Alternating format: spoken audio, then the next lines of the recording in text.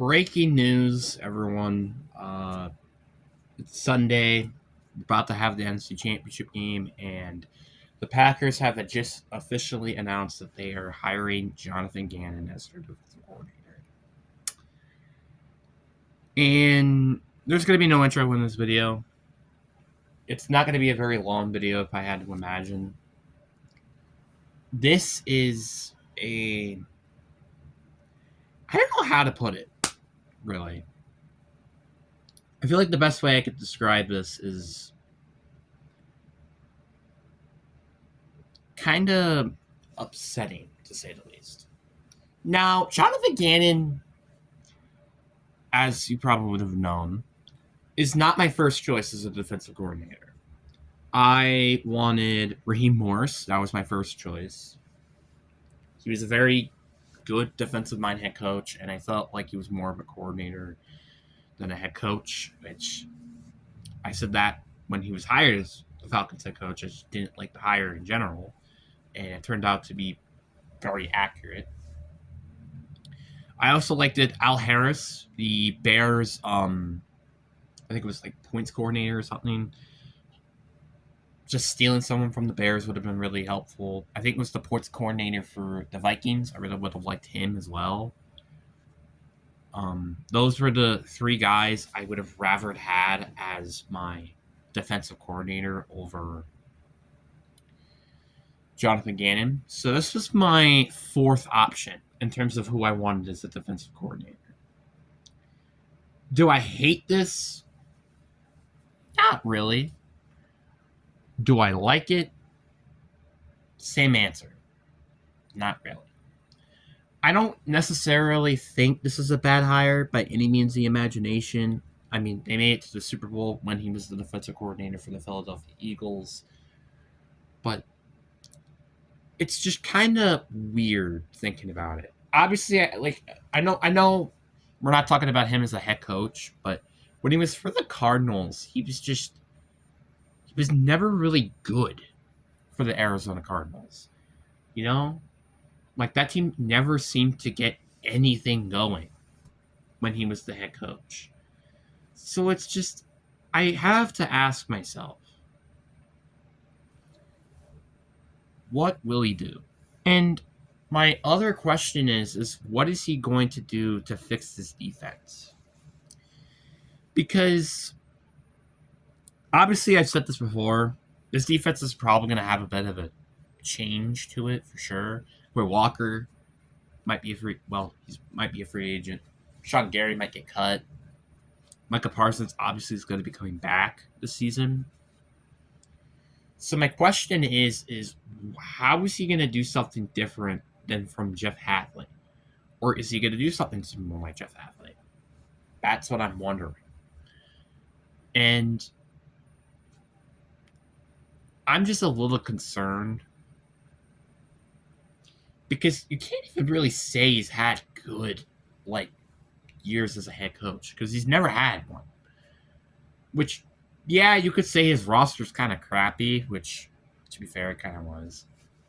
And people are even saying Kyler Murray might not even be the guy, which you can't really blame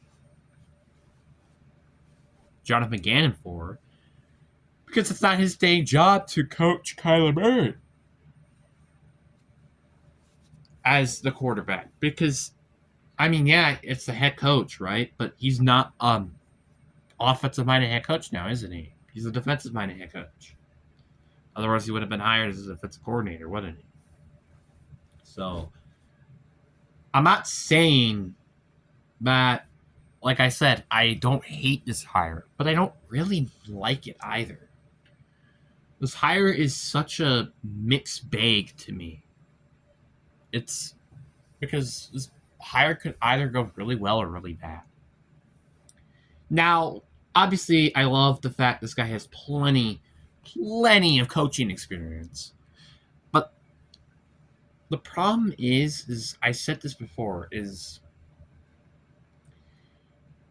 he going to change this defense to being better?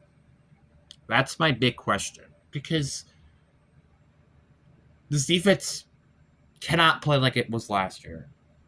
in terms of the last 3 to 4 weeks. Because that was just straight up atrocious. I mean, the fourth quarter overtime against the Bears, in both Bears games, Derrick Henry just running over us. That cannot happen again. It's simple as that. That just cannot happen. If that happens again, I don't know what we're going to be doing, really. Like, that just can't happen. And I know it's going to not be easy for Jonathan Gannon. I mean, we don't have a first-round pick this year, right? We don't have a lot of cap space to go and sign players, right? I think right now we're in like 30 million cap space. But as well, we have lots of players to resign, like Zach Tom or Romeo Dobbs, Sean Walker, Quay Walker. Like, we have a lot of players to bring back. Heck, we have Christian Watson that we might have to pay next year. Jaden Reed, we're going to have to probably pay next year. We have lots and lots of players that we need to bring back. And I don't know if we're really going to use any of our cap space right now to go and try to sign free agents. And our biggest position need, which is corner, I would say the best corner in free agency right now, because they're scheduled to be a free agent, is Jermaine Dean. I'm not a big fan of him, but I don't necessarily think he's a bad corner by any means. The point is that we really can't get any corners from free agency. We don't have a first-round pick to use on a corner in the draft. What are we going to do? You know? That's my biggest concern. Because this team is all in as soon as you traded for Micah Parsons. As soon as you trade for Micah Parsons, this is an all-in scenario. No and ifs or buts about it. We are going all in with this group.